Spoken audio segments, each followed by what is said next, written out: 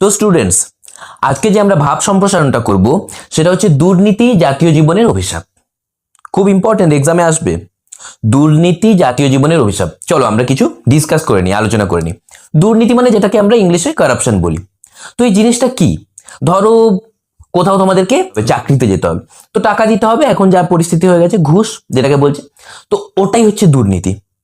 যাকে ঘুষ দেওয়া হয় সেটাই হচ্ছে দুর্নীতি, তাকেই কারাপশন বলে। তো এখানে একটা কোয়েশ্চেন আছে যে যে ঘুষ দিচ্ছে সে কি দোষী নয়? সেও দোষী।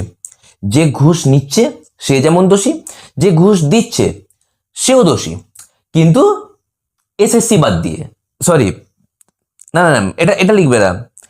এটা লেখার কোনো দরকার নেই। এটা জাস্ট মানে আমার মানে মন থেকে বেরিয়ে এলো, বাইরে বলবে না, প্রচন্ড খেলাবে আমাকে।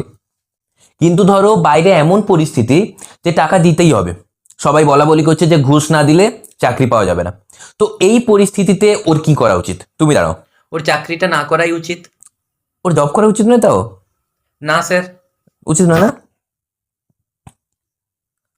গুড, দারুণ দারুণ বলেছে, জব করা উচিত নয়।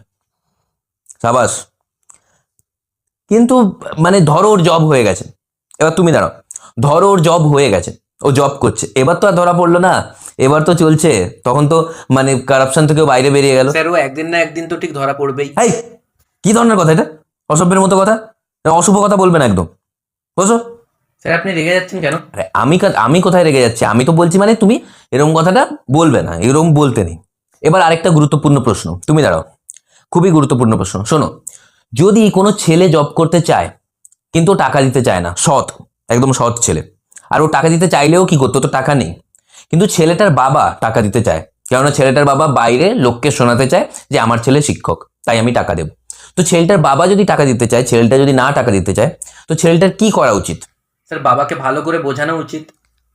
কিন্তু ছেলেটার বাবা যদি ওরকম না হয়, ছেলেটার বাবা যদি কথাটা শুনে ছেলেটার মেরে চামড়া বাদাম করে দেয়, ধরো রড দিয়ে কাঁধে মেরে দিল, তখন তখন ছেলেটার কি করা উচিত? প্রতিবাদ করা উচিত। আরে তো ওরকম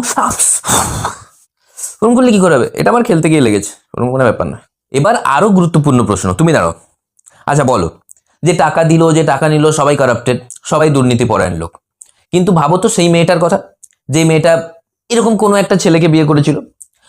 সেই মেয়েটা যখন পরে জানতে পারবে যে এই লোকটা দুর্নীতি পরায়ণ, ওই লোকটা টাকা দিয়ে চাকরি পেয়েছে, ওই মেয়েটার তো কোনো দোষ নেই, তখন ওই মেয়েটার কি করা উচিত? ডিভোর্স দিয়ে দেওয়া উচিত। হাই, এ কি ধরনের কথা? কি অসভ্য ছেলে তো, এরকম কি কথা বলে? না তুমি এরকম বলবে না। ও কি করবে? ও ছোট ছোট বাচ্চা আছে, বাচ্চাদের নিয়ে বাচ্চার দায়িত্ব তুমি নেবে?